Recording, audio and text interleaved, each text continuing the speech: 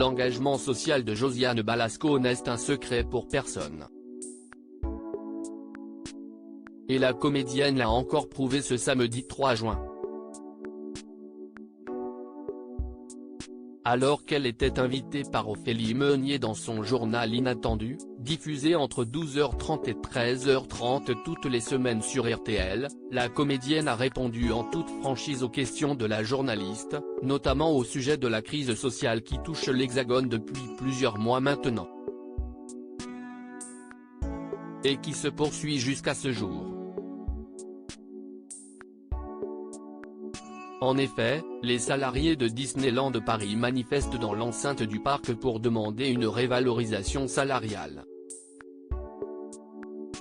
Ce rassemblement fait suite à un premier épisode, qui a rassemblé plus d'1 millier de personnes mardi dernier.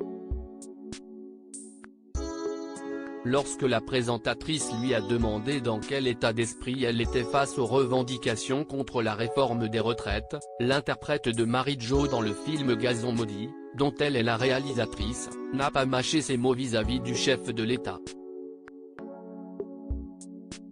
Je vois des gens qui se battent contre un mur, chez M. Macron il y a un énorme manque d'empathie, donc le dialogue n'est pas possible, a-t-elle déclaré, avec une pointe de sarcasme. Et d'ajouter, effectivement ça dégénère, et je suis très respectueuse de tous ces gens qui se battent. Et ils se battent pour quelque chose, ce n'est pas pour le seul plaisir d'aller manifester. Une franchise à la Balasco. Josiane Balasco n'est pas connue pour avoir sa langue dans sa poche. En 2017 notamment, alors qu'elle était sur le plateau de Touche pas à mon poste.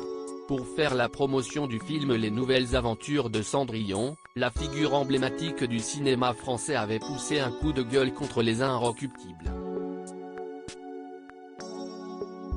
Et pour cause, le magazine de musique avait créé la polémique, en placardant Bertrand Cantat en couverture. Le chanteur du groupe Noir Désir avait été condamné à 8 ans de prison pour avoir battu sa compagne Marie Trintignant à mort en 2003, dans leur chambre d'hôtel de Vilnius en Lituanie. Alors que les chroniqueurs étaient en plein débat sur les paroles parfois accrues d'Orelsan, la mère de Rudy et de Marie-Lou Berry avait fait remarquer qu'à la différence d'autres personnes, il n'a tué personne et il ne fait pas la couverture des Inrocks. Ce n'est pas bien d'inciter à la violence. Les mecs n'ont pas besoin de ça pour taper sur les gonzesses. La couverture avait également été décriée par Mathieu Kassovitz, qui avait à son tour donné son avis sans équivoque par le biais de son compte Twitter. Article écrit en collaboration avec 6 médias. Crédit photo, capture.